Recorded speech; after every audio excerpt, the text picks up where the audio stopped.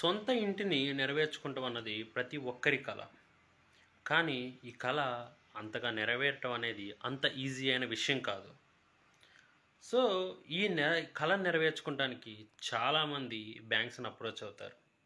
చాలామంది మధ్యతరగతి కుటుంబస్తులు అందరూ కూడా, నెలవారీ ఉద్యోగాలు చేసే వాళ్ళందరూ కూడా బ్యాంకు నుండి లోన్ తీసుకొని హౌసెస్ అనేవి పర్చేజ్ చేయడం కానీ, కన్స్ట్రక్ట్ చేయడం కానీ చేస్తారు. కానీ ఈ హోమ్ లోన్స్ తీసుకున్నప్పుడు బాగానే ఉంటాయి. కానీ కట్టేటప్పుడు ఎవ్రీ మంత్ కూడా మనం కడుతున్నా కూడా అంతగా లోన్ పోర్షన్ తగ్గుతున్నట్టు అనిపించదు. అసలు ఎందుకు ఈ విధంగా జరుగుతుంది? దీనిలో ఏం తేడా ఉంది? దీన్ని అధిగమించి మనం మన యొక్క లోన్స్ని తొందరగా తీరాలంటే ఏం చేయాలి? ఇవన్నీ కూడా ఈ వీడియోలో చూద్దాం. సో ఫస్ట్ నేను దీనికోసము ఒక చిన్న ఎగ్జాంపుల్తో చెప్పాలనుకుంటున్నాను. దానికన్నా ముందు బ్యాంక్స్ అసలు ఏ విధంగా కట్టించుకుంటాయి? బ్యాంక్స్ ఈఎంఐ పద్ధతిలో లోన్స్ని కట్టించుకుంటాయి. సో ఈఎంఐ అంటే ఈక్వేటెడ్ మంత్లీ ఇన్స్టాల్మెంట్. అంటే ప్రతి మంత్ కూడా ఒక సర్టెన్ అమౌంట్ లోన్కి జమ చేయడం జరుగుతుంది. ఈ విధంగా జమ చేసే ప్రాసెస్ని ఈఎంఐ అంటారు. సో ఈఎంఐలో ఏం జరుగుతుందంటే, ఫస్ట్ సపోజ్ మీరు ఒక లోన్కి 30,000 కట్టారనుకుందాం అనుకోండి. మీరు జనరల్గా అనుకుంటారు 30,000లో 15,000 వడ్డీకి కట్టాము, 15,000 అసలుకి కట్టాము అనుకుంటారు. కానీ నిజానికి అలా జరగదు. 30,000లో మీరు లోన్ తీసుకున్న స్టార్టింగ్లో దగ్గరగా 26,000 వరకు కూడా కేవలం వడ్డీకే వెళ్ళిపోతుంది. కేవలం 4,000 మాత్రమే అసలు లోన్ తగ్గుతుంది. సో ఈ విధంగా అసలు లోన్ నుండి చాలా తక్కువ తగ్గటం వల్ల మీరు ప్రాంప్ట్గా ఈఎంఐలు పే చేసినప్పటికీ కూడా మీ లోన్ అన్నది అంతగా తగ్గినట్టు అనిపించదు. అది ఏంటంటే, మీకు టైం గడిచే కొద్దీ అరే ప్రతి మంత్ కడుతున్నాము కానీ మనకు అసలు ఏమీ లోన్ తగ్గటం లేదు, ఎందుకు ఇలా అవుతుంది అని ఫ్రస్ట్రేషన్ వస్తుంది. సో ఈ విధంగా మనం కట్టడం వల్ల నష్టపోయేది కూడా చాలా ఎక్కువే ఉంది. సో దాన్ని ఒక ఎగ్జాంపుల్తో చెప్తాను. ఫర్ సపోజ్ ఒక పర్సను 40 lakhs హోమ్ లోన్ తీసుకున్నాడు అనుకుందాం. 8% రేట్ ఆఫ్ ఇంట్రెస్ట్. సో జనరల్గా బ్యాంక్స్ 25 to 30 years టెన్యూర్ ఇస్తాయి హోమ్ లోన్స్కి. సో జనరల్గా 25 years టెన్యూర్ అనుకుందాం. ఈ విధంగా కనుక మనం తీసుకుంటే నియర్లీ ఎవ్రీ మంత్ కూడా 30,000 అనేది ఈఎంఐ కట్టాలన్నమాట. So 30,000 EMI every month up to 25 years అంటే నియర్లీ కట్టేది ఎంతంటే 92 lakhs. సో మీరు తీసుకున్న 40 లక్షల లోన్కి 52 లక్షలు వడ్డీ కట్టి మొత్తం మీద మీరు 92 లక్షలు కడుతున్నారు. సో ఇంత అమౌంట్ కట్టడం చాలా కష్టం. అది ఈజీ థింగ్ కూడా కాదు. మనం తీసుకున్న అసలు కన్నా కూడా వడ్డీ ఎక్కువైపోతుంది. మరి దీన్ని అధిగమించడం ఎలా? సరే, ఇంకో పర్సను కొంచెం స్మార్ట్గా ఆలోచించాడు. ఇదే 40 lakhs లోన్ తీసుకున్నాడు, 8% rate of interest, just 15 years మాత్రమే టెన్యూర్ పెట్టుకున్నాడు. ఇతనికి పడే ఈఎంఐ ఎంతో తెలుసా? 38,000. సో ఇంతకుముందు సినారియోలో పడిన ఈఎంఐ 30,000, నెక్స్ట్ సినారియోలో పడిన ఈఎంఐ 38,000. రెండు ఈఎంఐలకి తేడా కేవలం 8,000 మాత్రమే. కాకపోతే ఇతను కట్టే వడ్డీ ఎంతో తెలుసా? 28 lakhs.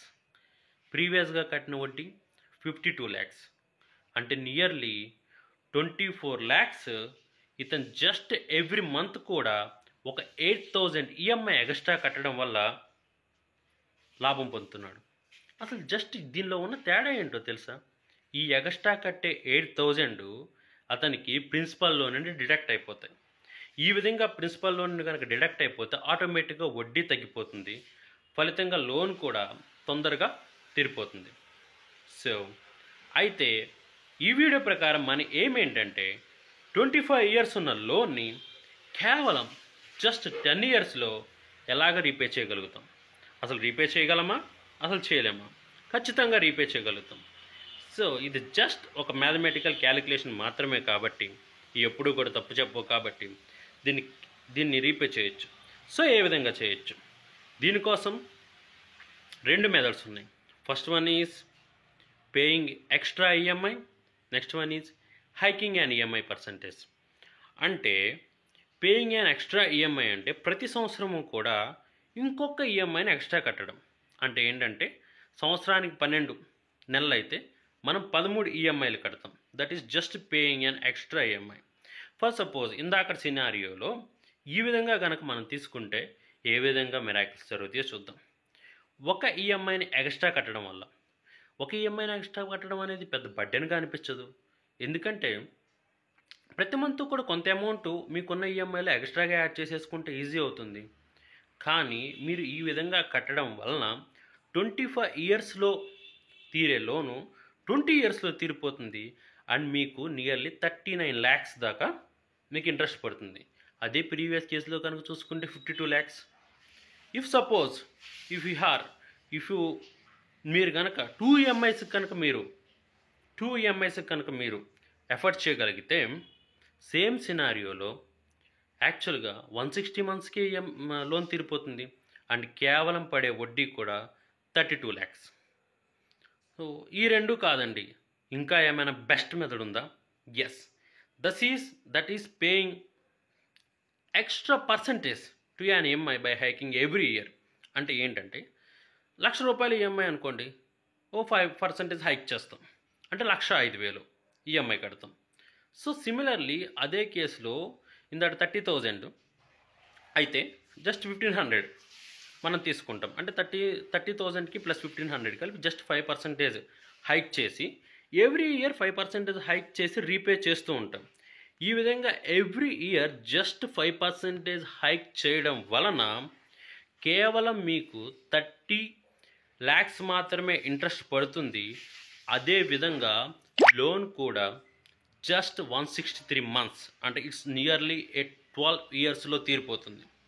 ఫస్ట్ సపోజ్ మీరు కనుక ఎఫెక్ట్ చేసి జస్ట్ ఎవ్రీ ఇయర్ 10% కనుక ఇంక్రీజ్ చేస్తే, జస్ట్ 10%, అంటే 30,000 ఈఎంఐ 10% మీన్స్ ఎక్స్ట్రా 3,000 కనుక యాడ్ చేసి 33,000 నెక్స్ట్ 10 year మొత్తం కట్టుకుంటూ వస్తారు. నెక్స్ట్ ఇయర్ 3,300 ఎక్స్ట్రా యాడ్ చేసి కట్టుకుంటూ వస్తారు. ఈ విధంగా కట్టుకుంటూ వస్తే మీకు పడే ఇంట్రెస్ట్ 40 lakhsకి జస్ట్ 23 lakhs మాత్రమే. అదే ఫస్ట్ సినారియోతో మీరు కంపేర్ చేస్తే ఇది 52 lakhs, నియర్లీ 30 lakhs మీకు సేవ్ అవుతాయి. And also me loan just 10 yearsలోనే తగ్గిపోతుంది. అండ్ మీరు ప్రతిసారి బ్యాంక్ స్టేట్మెంట్ తీసుకున్న ప్రతిసారి కూడా లోన్లో ప్రిన్సిపల్ కూడా తగ్గుతున్నట్టు మీకు అనిపిస్తుంది అండ్ చాలా హ్యాపీగా ఉంటుంది. సో ఎప్పుడైనా లాంగ్ టర్మ్ లోన్స్ని కనుక మీరు పే చేయాలనుకున్నప్పుడు just an extra EMI method కానీ ఎక్స్ట్రా పర్సంటేజ్ హైకింగ్ మెథడ్ కానీ కనుక మీరు పాటిస్తే తక్కువ బడ్డెన్తో ఈజీగా లోన్ని రీపే చేయగలం. ఎందుకంటే 30,000 ఈఎంఐ కట్టేవాళ్ళు దానికి 10% అంటే 3,000 యాడ్ చేసి కట్టడం పెద్ద విషయం కాదు. కానీ దానివల్ల లాంగ్ టర్మ్లో మీకు ఎంత ఉపయోగం ఉంది. సో ఈ విధంగా కనుక లాంగ్ టెన్యూర్ ఉన్న లోన్స్ని కనుక కట్టుకుంటే చాలా ఈజీగా మనం రీపే చేయొచ్చు. అండ్ ఫైనాన్షియల్గా ఎటువంటి బర్డెన్ కూడా పడకుండా ఉంటుంది. Thank you.